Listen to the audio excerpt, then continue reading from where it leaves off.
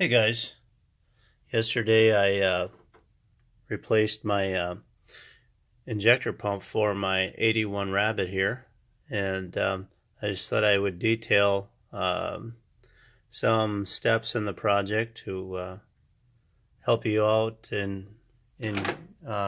you doing it yourself, and kind of detail what items you'll need. So without further ado, this here is the tool I bought for setting the tension on the timing belt. And that is part number MN1111, tensioner wrench. I bought this SP Tools 96280. This is for removing and installing the water pump pulley down there. That was very helpful. The only socket that really seemed to work in going in this location was a Craftsman socket. So another socket I had, it would have probably worked if I'd have ground the diameter down a little bit on the end, but I just tried a different socket. This is timing belt tensioner to set the tension. Since I had the valve cover off, I checked the gap of the cam to the little there's little shims inside there, and so you crank the engine around a quarter turn, and every time you turn the engine a quarter turn, another set of valves is going to be ready to check. So I started the project at pulling the valve cover off, and with both cam lobes up, and down here the inspection cover, which I made this little I took a castle nut here, and that's how I removed that. Had that at top dead center. That's when I started the whole project with checking the valve lash and everything. You can do that at the beginning or the end. So it's also a great time to take care of some other things. If you're not sure of where the life is of your glow plugs, they can be done with the injector pump on the car, but it's a pain in the butt to get at these ones right here. So to get at the nuts and take them off and put them on and not have them fall on you and everything, with the injector pump out of the way, it's pretty easy. Also, the motor mount here, if you're ever thinking about changing that motor mount, now's the time to do it. Over time, the motor will sag down, and when you change the tensioner, and this is kind of hitting the frame here, if that's doing that, your motor mount is probably sagging pretty good. So I tried to change that bushing out with a vise, and that didn't work. So I ended up buying a shop press to get that bushing out. That is 10 times harder to do that one than the other ones. Just because the only way to get that out is to pull the injector pump. So if you are changing your injector pump or fixing it or something, now is definitely the time to take care of that. So There's a mark on this piece of steel here. There's a mark right in the center there, if you can see that. And at top dead center, this, to get the pump in the right location so it's not 180 degrees off, the pump sprocket and the mark on this mounting frame here, those two will line up perfectly. So also there's this tool here will go in. I didn't use a socket or whatever, I actually bought the tool. And then this here goes on the end of the cam. Here it locks the cam in. So also my motor at top dead center, with the cam locked in, that was the mark was off by about 3/16 or a quarter of an inch, about a quarter of an inch. And so to get that dead on with the cam locked in, I loosened up the cam sprocket and took a rubber hammer and just lightly tapped it, and it popped loose. So that way, that with the cam locked in and everything at top dead center, that way this will rotate a little bit, so that the two marks, the flywheel mark and the mark on the inside in there are perfectly lined up. So also there's a special nut on the inside underneath the pump here. It's a tapered nut, and when I was putting the pump in, that kept falling out. So what I ended up using is some assembly glue. I put some of that on the tapered part of the nut, stuck that back in there, and then it stayed in there nicely. To get the pump sprocket off, I bought this tool, and it wouldn't go into the holes on the sprocket. It wouldn't just go in, so I had to take this apart and kind of lightly tap it in the holes, and then I bolted it back on. And it was quite a bit of tension on that sprocket, and I kept turning a little more, and all of a sudden, boom, it kind of popped loose. So I have taken this off before without this tool.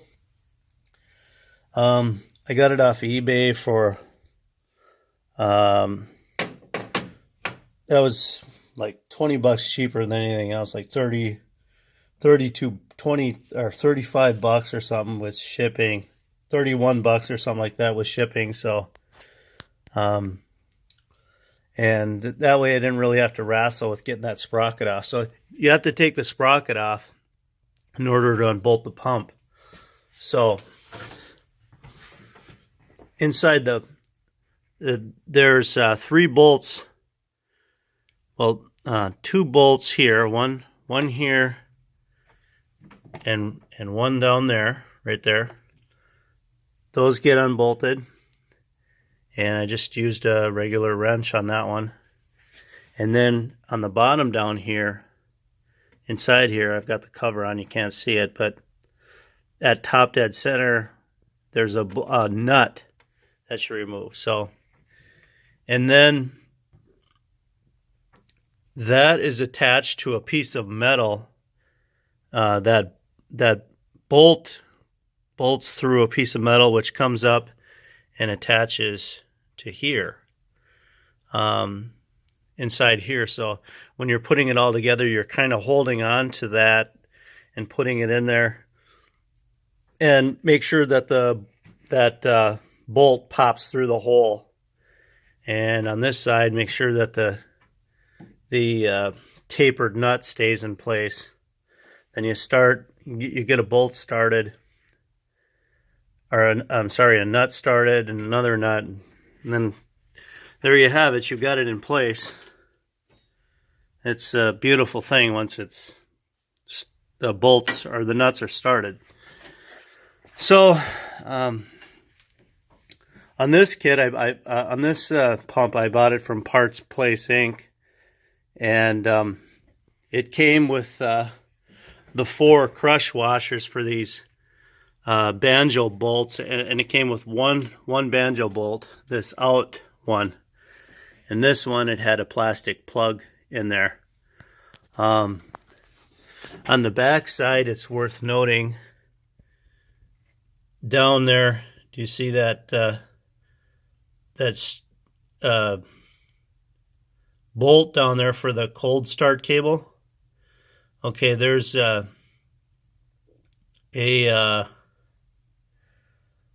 basically a little Boss drum type thing that sits inside the well, when you take your old pump out, you'll see it, but it sits inside the holes of the or the bores of that cold start unit, and around the outside bores is 2 bushings. There's 2 bushings that go on that cold start lever. That did not come. This pump did not come with new bushings. There was nothing on there. So, and you can't really take the bushings off your old one because they're shot. I didn't exactly know what it was that went in there. So I ended up using a couple of grommets from a grommet set. But afterwards, after this whole thing was done, I read in the forums, and I was trying to find the part number of these bushings, and I couldn't track it down. So if anybody knows the bushing part number, definitely put it in the comments below for anybody doing this install. For me, it doesn't really matter because I don't use this cold start cable thing at all. I don't drive the car in the winter. It doesn't need it in the spring, summer, fall at all. But one guy on the comment said that he took that barrel thing in the pump and brought it to a hardware store and was able to match up some nylon bushings at the hardware store. So I wish I would have read that comment yesterday. I would have definitely done that. But now that it's all bolted in there, there's no way to get them in there now, so no big deal. But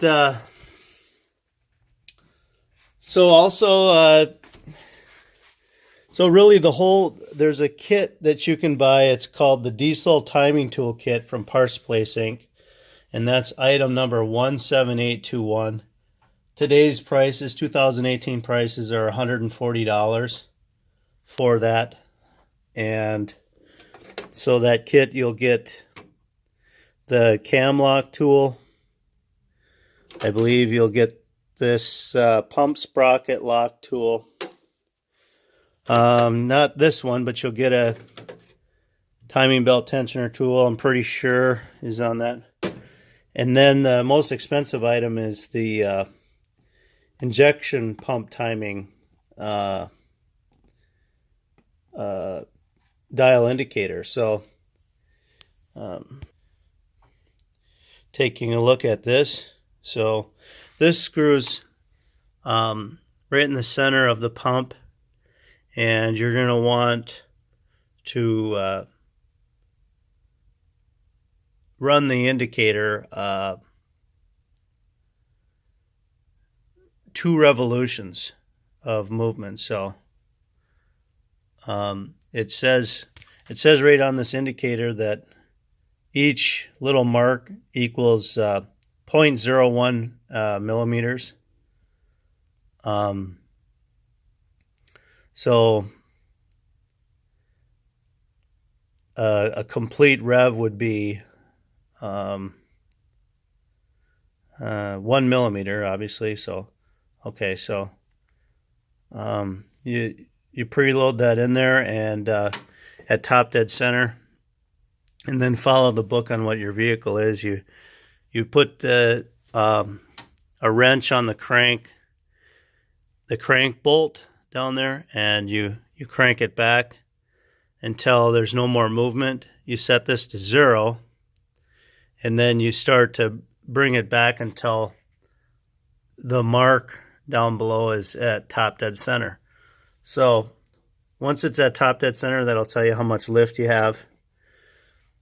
And you set that you set the lift according to the book, if it's cold, and then you can adjust this back and forth with this with the bolts lightly tightened, and everything just barely snug. You can move the pump back and forth to get the lift that you want. So I replaced the drive belt, the timing belt. I just did the tensioner about 20,000 miles ago, so I left that. And I didn't replace these hard lines. They're fine. But you can, Parts Place and probably other places sell these hard lines. And you can buy them all individual or as a set. So that's awesome that you can still buy these parts for a car of 1981 vintage. So yeah, the project is definitely doable. You got to have a few tools to get it done. It's a little tricky to get the timing belt on. The crank likes to move very easily when you're kind of fidgeting around getting the timing belt on.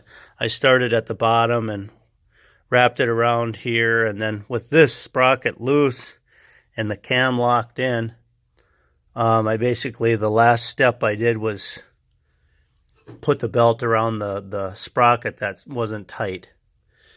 And then with all that locked in, the pump sprocket here, I had to take this and move it, kind of pull pressure up on the to get the sprocket to move, so that the sprocket was lined up exactly with the with that pump bracket notch, sprocket notch, pump bracket notch, to get them exactly lined up. I kind of pulled on that, and then that was perfectly where that needed to be. So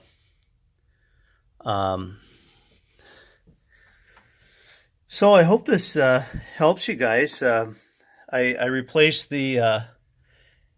I put some rebuilt injectors in as well, and new return lines. Once I pulled the injectors out, there was a bunch of dirt around there, so I just took a vacuum cleaner and sucked that all out. And 3 out of the 4, it sucked out the. There's a kind of a crush washer thing in the bottom down there, and make sure you flip that the right way. So note the direction that it's in there. It has to be like you'll know it's the right way because it's a rim on the outside, and then it dimples down. So I just did one at a time and got that all done. I think I tightened these to 52 foot-pounds, according to the book, and the injectors. So when I went to start it, it didn't really want to start. So what ended up being the trick was loosening up the injection line nuts, and bleeding out some air, and finally it started. I did add a little bit of diesel fuel in the pump here on the out. Took the banjo bolt out and added some. So yeah, it runs really good. Hope this helps you guys. Have a great day. See you in the next video.